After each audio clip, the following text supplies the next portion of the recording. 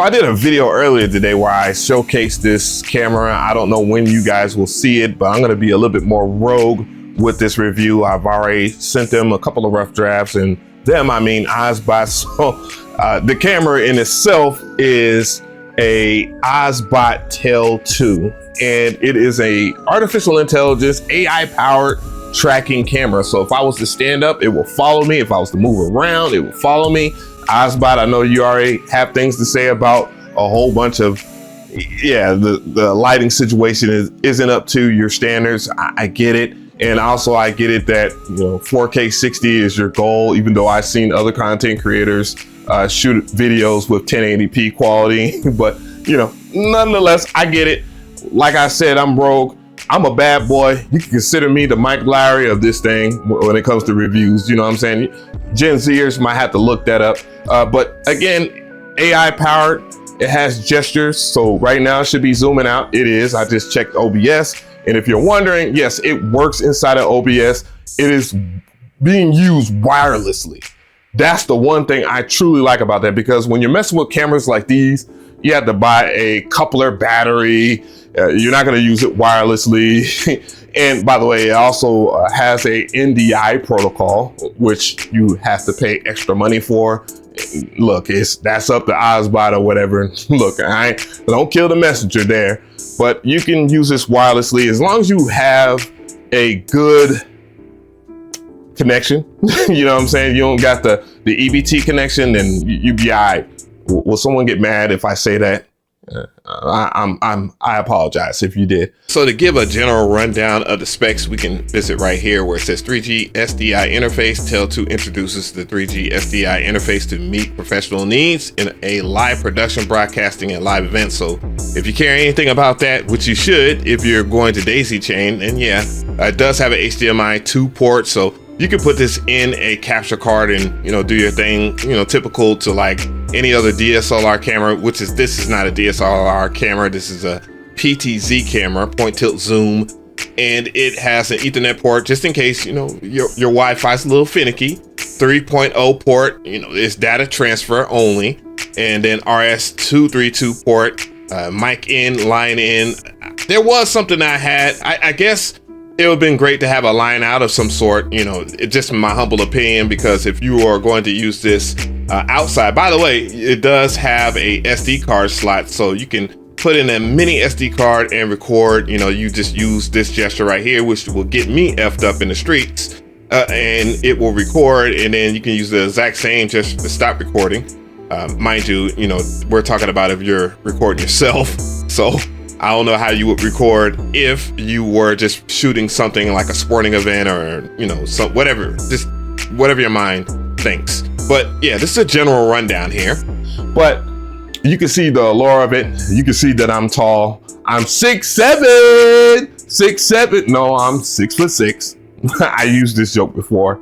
But anyways, the microphone that I'm using right now, because I'm pretty sure you're wondering, the microphone is also by OBSBOT. Let's get a little closer here, and so y'all guys can see it. Hoping that the camera doesn't bug out. Matter of fact, I will stop it for a second, and then you can see two things. You get an answer to autofocus, and it has great autofocus. Let's go ahead and get the tracking back together so you can see some of the gestures. So, artificial intelligence, how do you feel about that? You know what I'm saying? As I get my Roger Lynn on. And if you don't know who Roger Lynn is, he's the inventor of the MPC, which is what I do on this channel. I'm not a camera review channel per se. I know a couple of things about cameras. My camera quality is fairly decent. I know a little thing or two. I take photos and all this other stuff, but now I'm just being a content creator. And as you can see, walking around, I can talk to you guys. I can get fairly decent quality. The microphone, let's get back to that. If I tap on it and it turns blue on the indicator, then you hear that it has noise cancellation, which when I listen to it in post, it sounds fairly decent to okay. Sometimes it drops out words, so I have to enunciate a little bit more. And we'll talk about the software because it does have audio monitoring, but boy, that delay, it does not feel good. Let me go ahead and turn it off because I don't necessarily need it. And yeah, the microphone's working. If Very good quality though, very good quality. I find when I use wireless microphones, and I have a crap ton of them, they don't necessarily work as good. Let's go ahead and just bring this in real quick. So you can see the allure of this, and you know, who's it for? Bro, it's for anybody that wants to get good quality content and don't want to hire a cameraman. You know what I'm saying? Or just bother someone so they can record you so you can get immersion in your videos. It's automatic immersion here.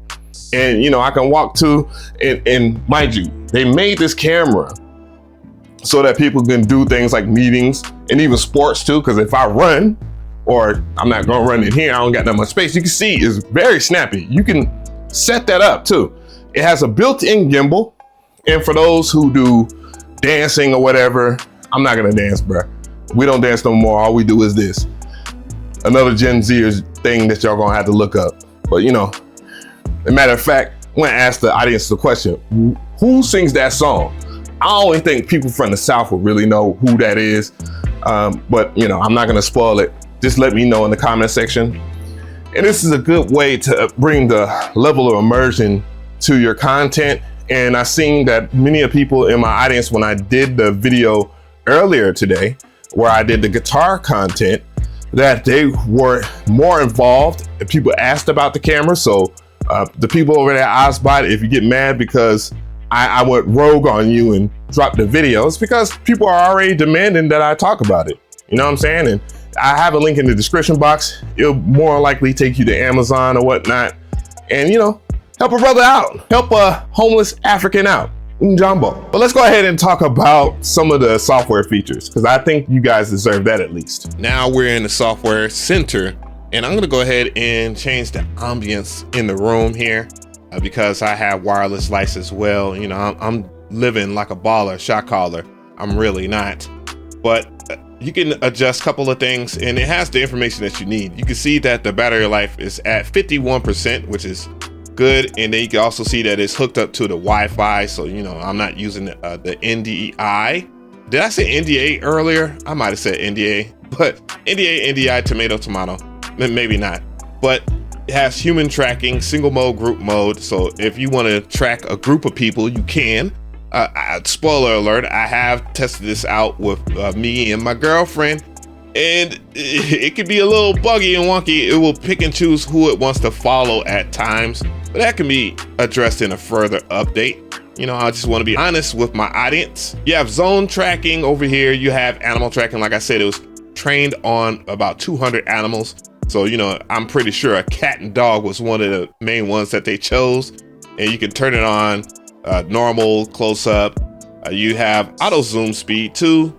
You have tracking settings. You can see I have mine set up to fast. You know, it's extremely fast. It's really crispy. I love how crispy the camera can be. Even if I am shooting at 1080p, dude, it looks very good. I can see all the grays in my hairs and on my face, you know. You can see that I got a little bit of age on me. Tracking, lock, you know, you can pan, you know, tilt, axis lock. You can set up presets and stuff like that. Like I have a preset P1, and that's the one I usually do. It's not hard to set up. You can move the gimbal over here. You can see that the gimbal moves, but it's already on me for tracking. But if I had it set up anywhere else, you know, I can have it set up to where I can set up a zone. And, you know, if you want to see a video preview of what you got going on, it's right over here. You can see my face right here. You can see I have a microphone set up to it. You can choose whatever microphone that you want. Right now, I have the microphone turned off because I'm using my microphone attached to my audio interface. So it works very well with audio interfaces, and that's not usually the case when it comes down to it. Unfortunately, if you hook it up to the back, the OBSBOT box I'm talking about, if you hook it up to the back of the OBSBOT Tail 2, it only welcomes in data transfer. The data transfer on the back of the OBSBOT Tail 2 is for data. Simple as that. Nothing else, nothing more. And that's why I'm going to go into HDR right over here. So I'm going to turn on HDR so you can see that. And then you can turn on night view mode. It says night view mode is not supported when an HDR is enabled. Do you want to turn off HDR? Yes, I do. And things froze, but we back. Cool. And you have focus mode, you have exposure, I just set my exposure to auto, bro. It's really not that deep. And anti-flicker, you know, all the things that you need. And if you have anything else, like I have a Tiny 2 light that I have not working right now because they told me not to use the Tiny 2 light. You could do that. You can set up white balance and, you know, other things too. They have beauty mode, but they don't want me to show you that. They don't want me to put makeup on my face. And I appreciate that. So what we're gonna do is take it back to the room so you can see it in a darker setting with lower light. Okay, so I moved the camera. I'm back with the OBSBOT Vox and I'm monitoring it. I can kind of hear it in my headphones. My headphones are loud as hell, man. I can't help it.